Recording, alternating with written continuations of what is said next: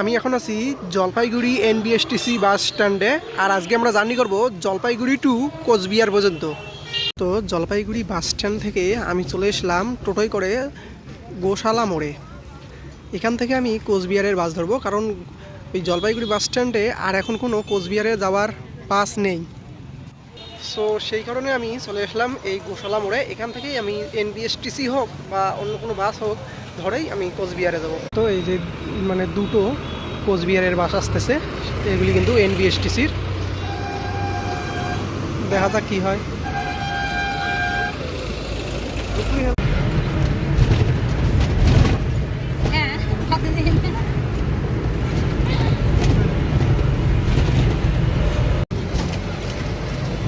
গোশালা মোড় থেকে আমাদের বাসটি প্রায় 1 ঘন্টার মতো জার্নি করার পর পৌঁছে গেল ধূপগুড়িতে। এখানে কিছুক্ষণ দাঁড়াবে আমাদের বাসটি, তারপরে আমরা পাবো ফালাকাটা। এখন কিন্তু বাসের মধ্যে এনবিএসটিসি বাসের মধ্যে প্রচণ্ড ভিড়, আর আমি বসার সিট অবধি পাই নেই। যেহেতু এই বাসটি শিলিগুড়ি থেকে এসেছে, তো ভিড় তো থাকবেই। আমি দাঁড়িয়ে দাঁড়িয়েই চলতে লাগলাম কোচবিহারের দিকে।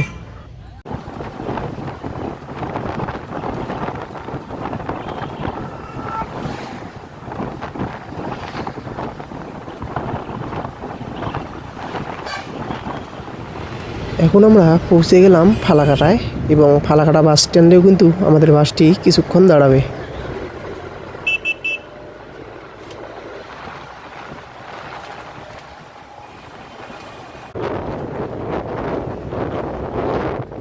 দিনের মতো আজকেও কিন্তু এই ফালাকাটায় আমাদের বাসটি দাঁড়ালো, কারণ শিলিগুড়ি থেকে কিন্তু 12টার সময় এই বাসটি ছেড়েছে।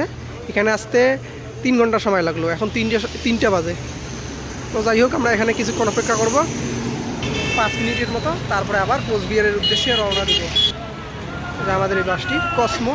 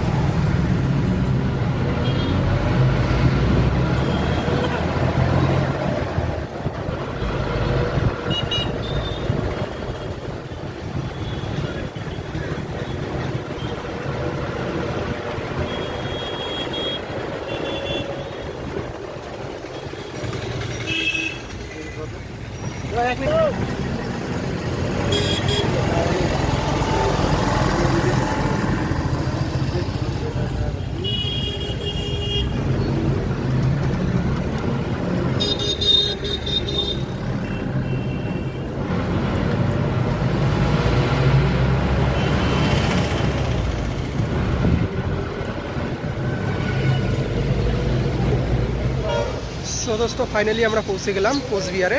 তো আজকের ভিডিও এ পর্যন্তই।